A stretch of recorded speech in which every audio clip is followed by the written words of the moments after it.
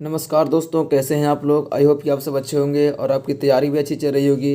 अब आपके बोर्ड परीक्षा का समय बहुत कम शेष रह गया, तो इस समय को देखते हुए हमने आपकी तैयारी को और बेहतर ढंग से कराने के लिए आपके लिए एक नया चैनल बनाया गया जिसका नाम है स्टडी प्लेटफॉर्म। तो अगर अपनी तैयारी को और बेहतर ढंग से करना चाहते हैं तो प्लीज़ हमारे इस चैनल को सब्सक्राइब करके इस चैनल से जुड़ जाए, क्योंकि हमारे चैनल पर बिहार बोर्ड मैट्रिक परीक्षा की तैयारी बिल्कुल शुरुआती ढंग से कराई जा रही है। तो प्लीज़ आप लोग इस चैनल को सब्सक्राइब करें और इस चैनल से जुड़ जाएँ।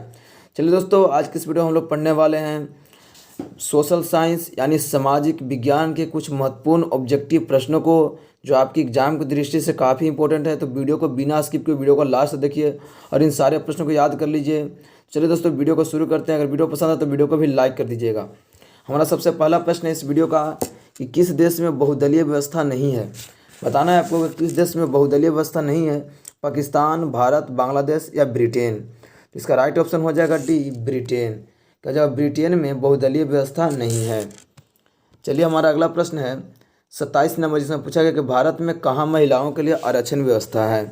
तो भारत में कहाँ जो महिलाओं के लिए आरक्षण व्यवस्था है, राइट ऑप्शन हो जाएगा सी, पंचायती राज व्यवस्था में। क्या हो जाएगा, पंचायती राज व्यवस्था। चलिए हमारा अगला प्रश्न है सूचना के अधिकार आंदोलन की शुरुआत कहाँ से हुई। तो सूचना का अधिकार आंदोलन की शुरुआत कहाँ से हुई, राइट ऑप्शन है राजस्थान से। क्या हो जाएगा, राजस्थान इसका बिल्कुल सही जवाब है। हमारा अगला प्रश्न है कि जब हम लैंगिक विभाजन की बात करते हैं तो हमारा अभिप्राय क्या होता है। तो जब हम लैंगिक विभाजन की बात करते हैं तो हमारा अभिप्राय क्या होता है, राइट ऑप्शन है ए, स्त्री और पुरुष के बीच जैविक अंतर। क्या हो जाएगा, स्त्री और पुरुष के बीच जैविक अंतर। अगला प्रश्न है कि बिहार के किस जिले का प्रति व्यक्ति आय सर्वाधिक है। तो बिहार के किस जिले का प्रति व्यक्ति आय सर्वाधिक है, राइट ऑप्शन है ए, पटना का। क्या जो पटना जिला का सबसे अधिक प्रति व्यक्ति आय है। अगला प्रश्न है कि राष्ट्रीय आय जाना जाता है, राष्ट्रीय आय किस रूप में जाना जाता है, किस विधि द्वारा जाना जाता है, राइट ऑप्शन है डी, उपयुक्त सभी के द्वारा। क्या हो जाएगा, उपयुक्त सभी के द्वारा इसका बिल्कुल सही जवाब है। आय गणना विधि, उत्पादन गणना विधि या व्यवसायिक गणना विधि, तीनों द्वारा जाना जाता है। अगला प्रश्न है कि विनिमय के स्वरूप भाग हैं। तो विनिमय के स्वरूप भाग कितने हैं, राइट ऑप्शन है बी, दो। विनिमय के कितने भाग है, दो। अगला प्रश्न है कि रूस की मुद्रा क्या है। बताना है कि रूस की मुद्रा का नाम क्या है। राइट ऑप्शन है ए, क्या हो जाएगा रूस की मुद्रा का नाम। तो इसका राइट ऑप्शन हो जाएगा ए, रूबल। क्या हो जाएगा, रूबल है जो रूस की मुद्रा का नाम है। अगला प्रश्न है कि साख का संबंध है। तो साख का संबंध किससे है, तो राइट ऑप्शन हो जाएगा डी, विश्वास से। साख का संबंध किससे है, विश्वास, इसका बिल्कुल सही जवाब है। चलिए हमारा अगला प्रश्न है कि भारत में वित्तीय वर्ष कहा जाता है। तो भारत में वित्तीय वर्ष कब से कब तक को कहा जाता है, राइट ऑप्शन हो जाएगा सी, 1 अप्रैल से 31 मार्च तक को। 1 अप्रैल से 31 मार्च इसका बिल्कुल सही जवाब है। अगला प्रश्न है इनमें से किसे पिछड़ा राज्य कहा जाता है। तो इनमें से किसे पिछड़ा राज्य कहा जाता है, राइट ऑप्शन हो जाएगा सी, बिहार को। कहा जाएगा बिहार को पिछड़ा राज्य कहा जाता है। अगला प्रश्न है कि डेबिट कार्ड किससे संबंधित है। तो डेबिट कार्ड किससे संबंधित है, राइट ऑप्शन है सी, बैंकिंग प्रणाली से। डेबिट कार्ड है जो बैंकिंग प्रणाली से संबंधित है। अगला प्रश्न है कि गरीबी कैंसर रोग की तरह है, किसने कहा। तो गरीबी है जो कैंसर रोग की तरह है, किसने कहा था, राइट ऑप्शन है ये इसका अर्थशास्त्र कुजनेट। क्या हो जाएगा, अर्थशास्त्र कुजनेट। अगला प्रश्न है कि निम्न में से कौन मानव जनित आपदा नहीं है। तो निम्न में से कौन है जो मानव जनित आपदा नहीं है, राइट ऑप्शन हो जाएगा ऑप्शन डी, इनमें से कोई नहीं। सांप्रदायिक दंगा, आतंकवाद, रेल दुर्घटना, ये तीनों जो मानव जनित आपदा ही हैं। तो इनमें से कोई नहीं है जो मानव जनित आपदा नहीं है।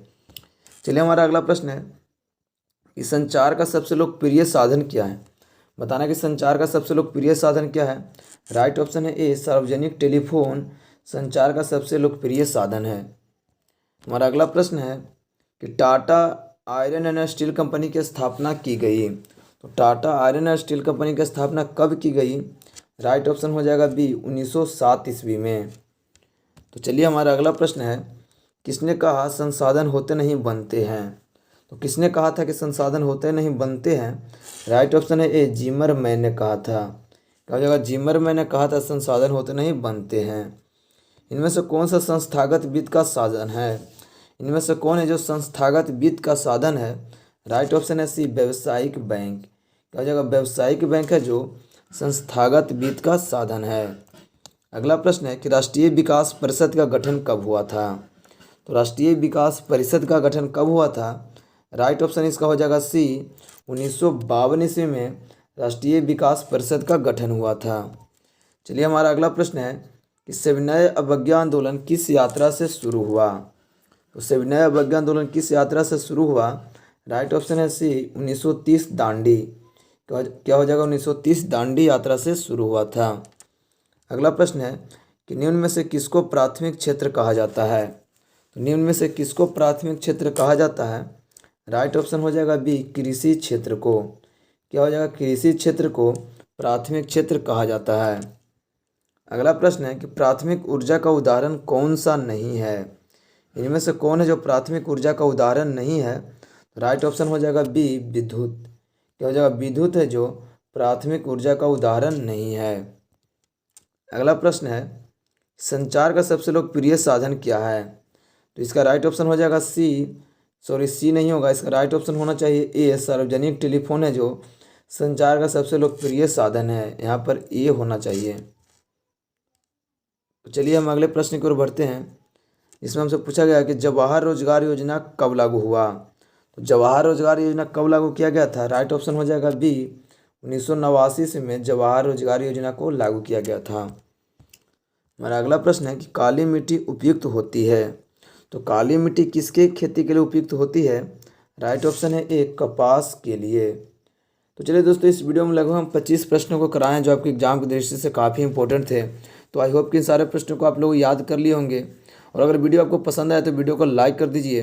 चैनल को अभी तक सब्सक्राइब नहीं किया तो चैनल को भी सब्सक्राइब कर लीजिए, क्योंकि हमारे चैनल पर बिहार बोर्ड मैट्रिक परीक्षा की तैयारी बिल्कुल शुरुआती ढंग से कराई जा रही है। तो प्लीज़ आप लोग इस चैनल को सब्सक्राइब करके इस चैनल से जुड़ जाइए। तो चलिए दोस्तों, हम मिलते हैं अगले वीडियो में। तब तक के लिए जय हिंद, जय भारत।